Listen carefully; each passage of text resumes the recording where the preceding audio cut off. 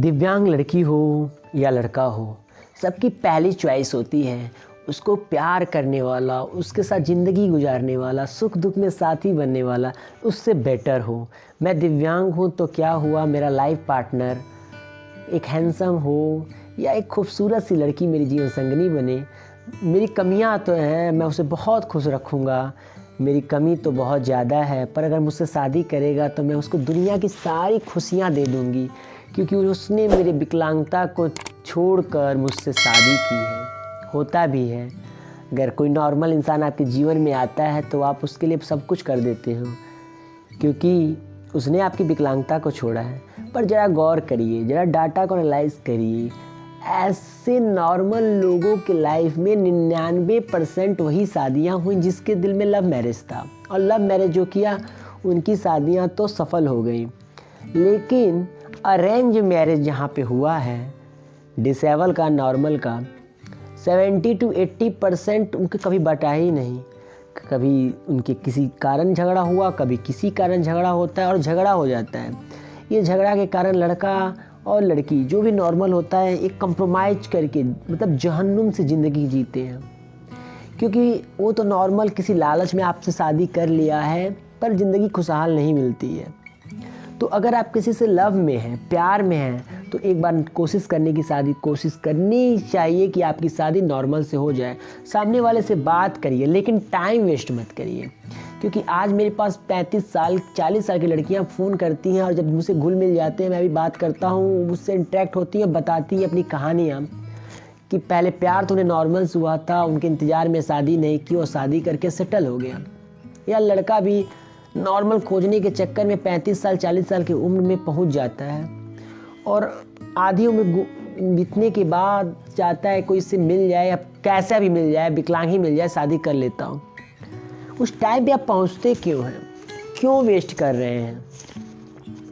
क्या wheel chair वाली लड़की से शादी करनी चाहिए, या दोनों बैसाखी वाले से, या बैसाखी वाला लड़का से शादी करूं, व्हील चेयर वाले शादी करूं, इससे बड़े तो मैं शादी ही ना करूं? ये ख्याल आपके दिलों में ऐसा घर कर गया है जिससे आप निकल नहीं पाते हो।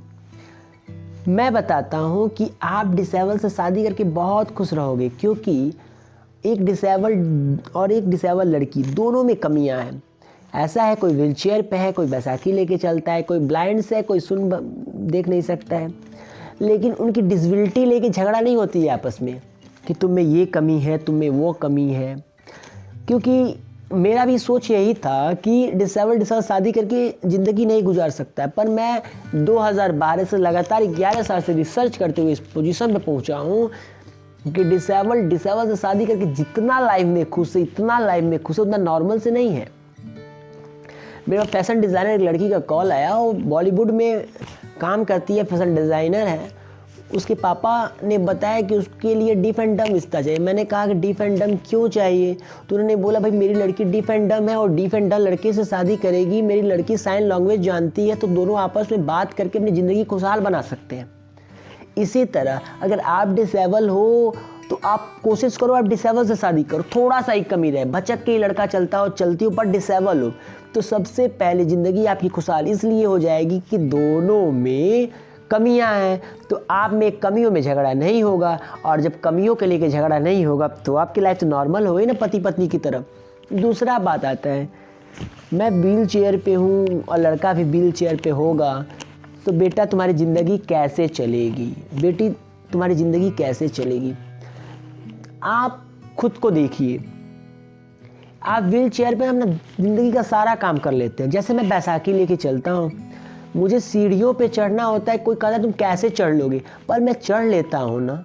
वैसे ही जो लड़की मुझसे शादी करेगी, मेरा लाइफ पार्टनर बनेगी, वो भी डिसेबल से, तो मैं समझ सकता हूँ, मैं कर सकता हूँ तो वो भी कर सकती है। मैं उसको संवर्धन करूँगा और हम दोनों मिल के अपनी ज़िंदगी को आगे बढ़ा लेंगे। क्योंकि मैं डिसेबिलिटी जो प्रॉब्लम फेस करता हूँ उसको ही फेस करने आता है। मैं डिसेबल होकर कार चला लेता हूँ, बाइक चला लेता हूँ, तो वो नहीं चला पाएगी तो मैं उसको कहीं ले आ जा सकता हूँ ना। इसीलिए कभी डिसेबल शादी करने के लिए आप बिल्कुल ना कराइए। कोशिश कीजिए कि हल्का फुल्का डिसेबल से शादी करें।